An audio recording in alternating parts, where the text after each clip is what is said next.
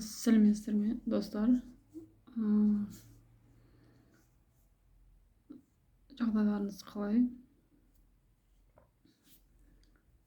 Мен көптен бері қозғағым келіп жүрген, айтқым келген нәрселер көп еді. Соның бірін айтайын. Ол оқушылардың өзімен бірге күнделікті екінші аяқ киім, ауыстыратын аяқ киімді алып бару мектептерге.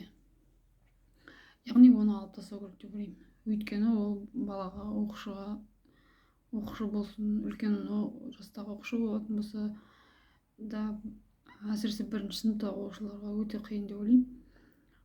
Өйткені ол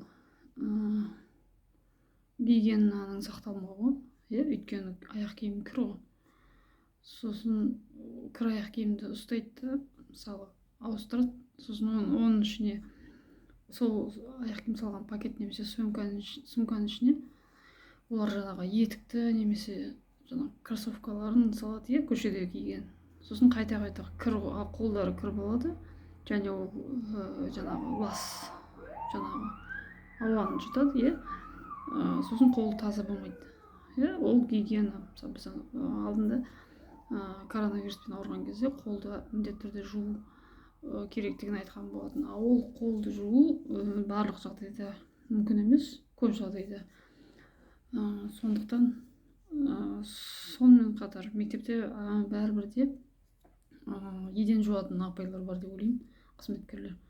Солардың жұмысын жеңілдету болды ма, онысын білмедім, бірақ та бәрібір жуатын еден болатын болса, сол аяқ киімді жаңағы ауыстыруды қою керек деп ойлаймын. Немесе мектептің есіктің алдына жақсы бір жаңағы лаймен жаңағы тазалықты сақтайтын бір кілемше ме бірдеңке ойлап тауып, соны төсеп қою керек деп ойлаймын.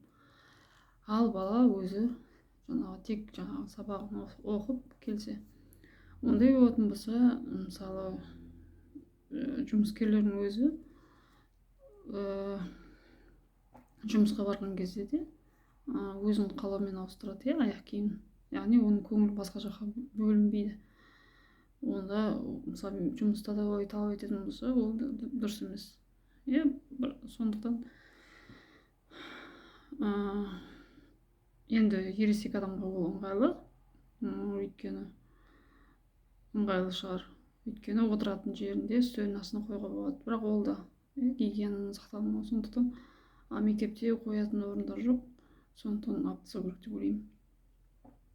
Баланың зейіні тек қана сабақта болу керек деп ойлаймын. Сол айтпағым сол, жақсы.